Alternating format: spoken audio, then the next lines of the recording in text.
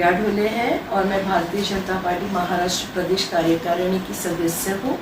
और आज का जो विषय मैंने रेस किया हुआ है वो बेसिकली लड़कियों को स्कूल्स में सेल्फ डिफेंस ट्रेनिंग या मार्शल आर्ट्स ट्रेनिंग कंपलसरी करने के बारे में है।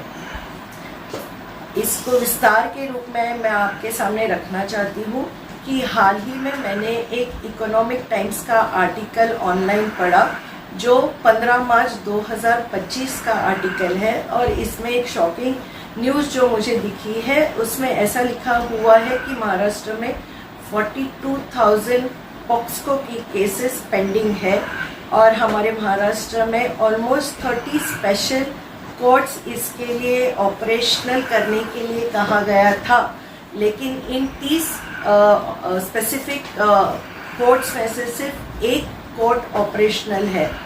तो आज के इस सिनेरियो में जहाँ पे हम पॉक्सको और रेप केसेस के बारे में बात करते हैं, क्योंकि ये दोनों चीज़ें जो हो रही है, रेप हो या पॉक्सको हो, इसमें लड़कियाँ, बालिग लड़कियाँ जो 18 साल के ऊपर है और 18 साल के ऊपर की युवतियाँ, ये दोनों भी विक्टिमाइज हो रही है।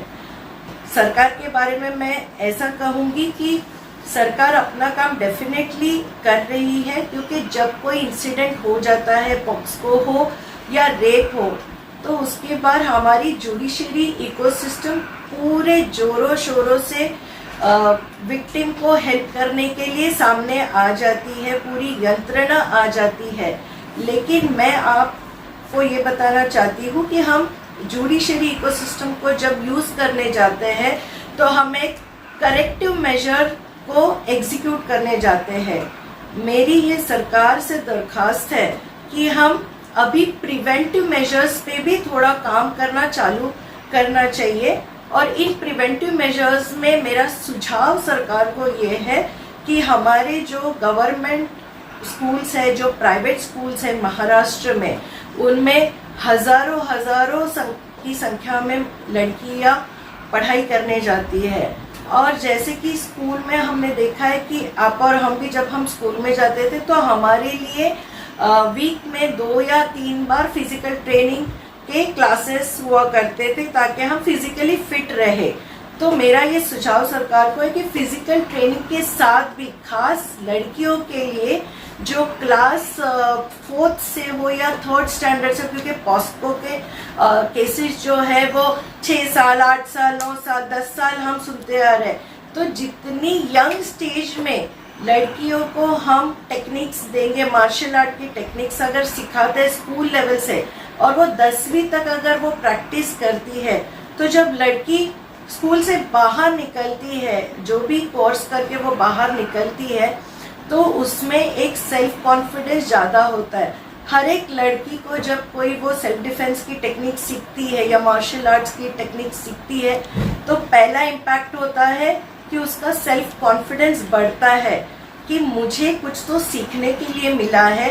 और अगर कोई मुझ पे बुरी नज़र डाले या कोई मुझ पे अटैक करे, तो पहले उस लड़की का मेंटली जो एक एक्यूमेन होता है वो क्लिक होता है और वो उसको रेस्पॉन्ड करती है और सामने का अटैक होल्ड करती है। तो 2 चीज़ें हमको इस मार्शल आर्ट्स ट्रेनिंग से अचीव करनी है, वो है लड़कियों का सेल्फ कॉन्फिडेंस और दूसरा उनको देनी है सेल्फ डिफेंस टेक्निक्स। अब और एक चीज़ जो मुझे इसमें समझ में आई है कि केंद्र सरकार भी सेल्फ डिफेंस ट्रेनिंग बोल रही है, महाराष्ट्र भी वो एक प्रोग्राम है समग्र शिक्षण जो केंद्र सरकार से आया है, हर एक स्टेट उसको अडेप्ट करेगा ही। महाराष्ट्र भी मेरे ख्याल से 2023-24 में इसके ऊपर कुछ प्लानिंग कर रहा है, कुछ पॉलिसी ड्राफ्टिंग कर रही है, लेकिन ये अभी तक एग्जीक्यूट नहीं हुआ है। अभी हमारी भारतीय जनता पार्टी और महायुति की सरकार है, हमारे माननीय मुख्यमंत्री जी और हमारे दोनों उप मुख्यमंत्री जी बहुत ही सेंसिटिव है महिलाओं के बारे में, बच्चियों के बारे में। और मुझे ऐसे लगता है कि हमारी सरकार अगर इस विषय पे थोड़ा सा ध्यान दे और जो पाइपलाइन में ये प्लानिंग थी इसको एक्चुअली एग्जीक्यूट करने के लिए ऑन फील्ड लेके आएगी, तो इसका काफ़ी सारा उपयोग होगा। मैं जो पॉइंट हाईलाइट करना चाह रही थी वो एक ऐसा था कि सेल्फ डिफेंस की ट्रेनिंग इस प्रोग्राम में बताया गया हुआ है कि 100 आवर्स की है, यानी मोटा मोटा 3 महीने की है।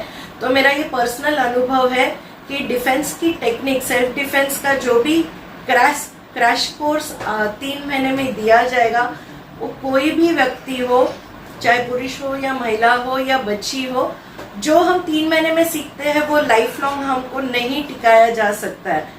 और अब कोई भी आर्ट का फॉर्म लो, डांस लो या मार्शल आर्ट्स लो, तो आपको कंटिन्यूस प्रैक्टिस लगती है। और बचपन में हम जितनी प्रैक्टिस करते हैं, स्पोर्ट्स लो या डांस लो, आप जितना प्रैक्टिस करोगे आप उतने परफेक्ट होते जाते हो और आगे आपको लाइफ में आप कभी उसको भूल नहीं पाते हो।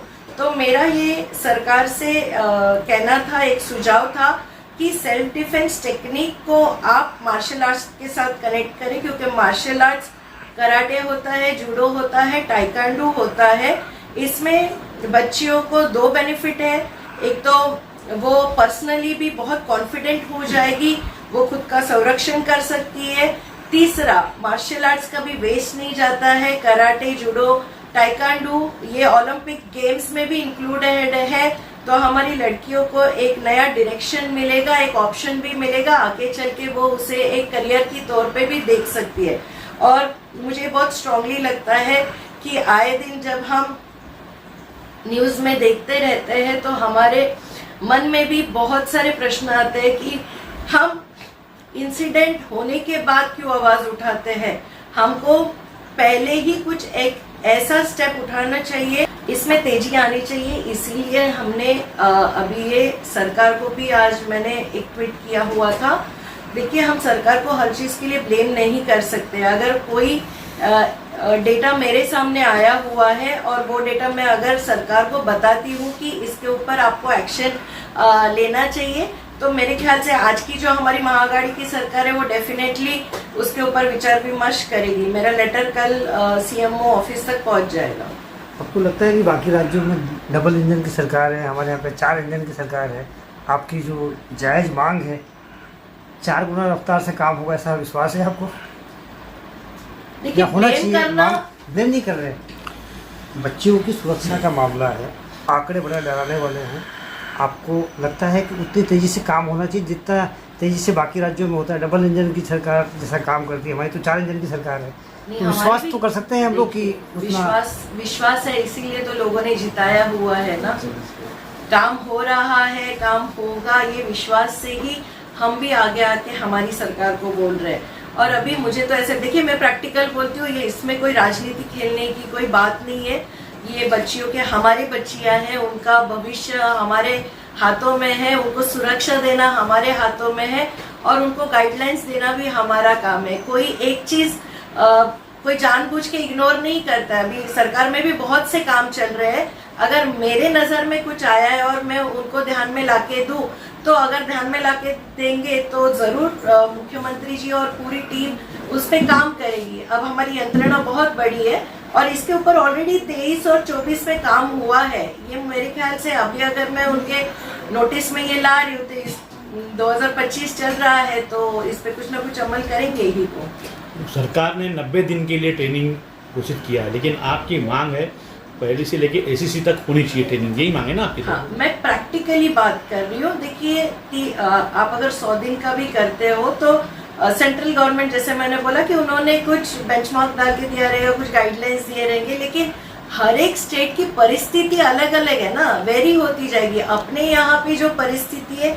उसमें मुझे ऐसे लगता है, क्योंकि मैं खुद इसमें से मैंने जूडो की ट्रेनिंग ली हुई है।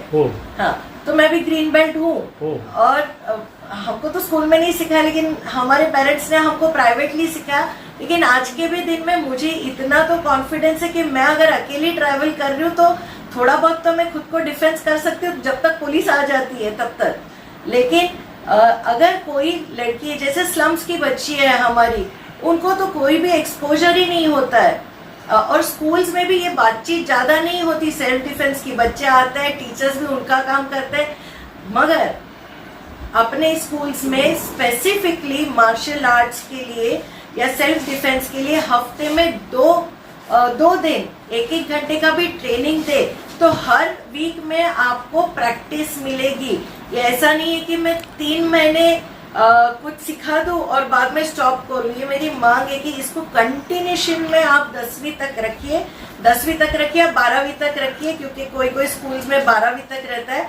और बाहर जब लड़कियां आएगी तो आई एम प्रिटी श्योर कि इसमें कुछ ना कुछ हमको एक एक्शन पॉइंट दिखेगा और लड़कियों में जो कॉन्फिडेंस आएगा वो हमको देखना पड़ेगा बाद में।